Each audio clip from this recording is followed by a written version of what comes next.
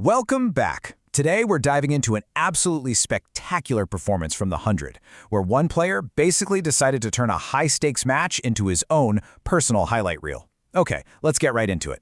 And we're going to start right here. This simple little quote from our main man, Zach Crawley, really says it all, doesn't it? It just captures the pure confidence of a player who is completely in the zone.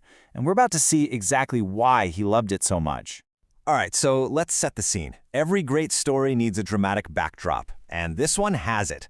We're at a packed, passionate, and let's just say very loud Headingley Stadium. The atmosphere was absolutely electric. So here are our two crews. You've got the home team, the Northern Superchargers, managed by none other than the legend Andrew Freddie Flintoff. And facing them, the visiting Welsh Fire, and they came loaded with some serious firepower, like Johnny Bairstow and Steve Smith. And the drama kicked off immediately. Before a single ball was even bowled. The Headingley faithful, well, they let Welsh Fire's star batters know exactly what they thought, greeting them with a massive chorus of boos. You could just feel that tension cranking up from the get-go. Now, despite that warm welcome, Welsh Fire had a job to do. They needed to put a big, scary number on the board for the Superchargers to even think about chasing. Let's see how they went. And for a while there, it really looked like Bairstow and Smith were going to have the last laugh.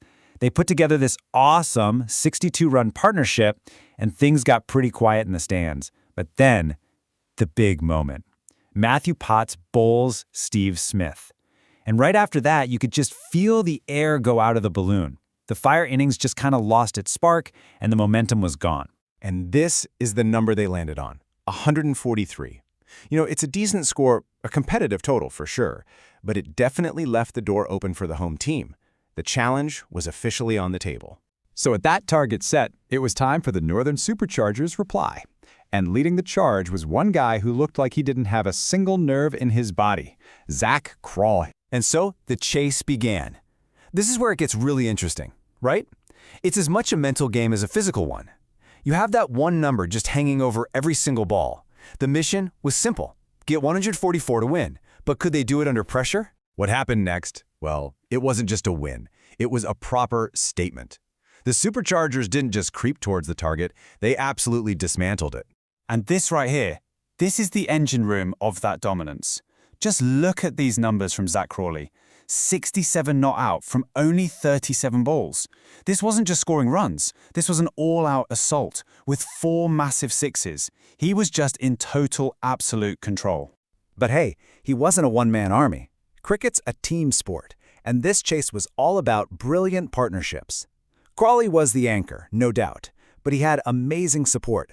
First from David Milan, who chipped in with a vital 41, and then the captain, Harry Brook, came in to slam the door shut in style. So, how'd they make it look so simple?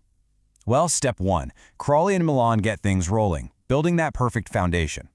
Step 2, the skipper, Harry Brook, strolls out to the middle and smashes his very first ball for 6. Talk about a statement of intent. And then, step 3, it was only fitting that Crawley himself hit the winning runs, wrapping up a victory that honestly never really felt in doubt. And if you want just one number to sum up how dominant this win was, it's this one, 11. They won with 11 balls still in the bag. In a fast format like the 100, that's not just a win, my friend, that is a thrashing. It just proves they were on another level. Okay, so we've seen what happened, but let's hear from the man himself about why it happened. His take gives us this incredible peek behind the curtain into the team's whole mindset. First things first, Crawley points to the vibe. He's talking about how great the guys are, and of course, having a legend like Freddie Flintoff as your coach, you can't beat that. It's so clear that the Superchargers locker room is just a really positive, inspiring place to be, and you saw that confidence spill right out onto the field. And I love this. He lays out their game plan, and it's just beautifully simple. With the bat, play strong shots. With the ball, take wickets regularly. That's it. No overthinking it. They had a clear plan, they believed in it, and like he says, it came off. That is perfect execution. And this brings it all back to that killer teamwork. Crawley is so quick to share the praise, talking about how well he and David Milan clicked, and then giving massive props to his captain, Harry Brook. He calls him a proper player.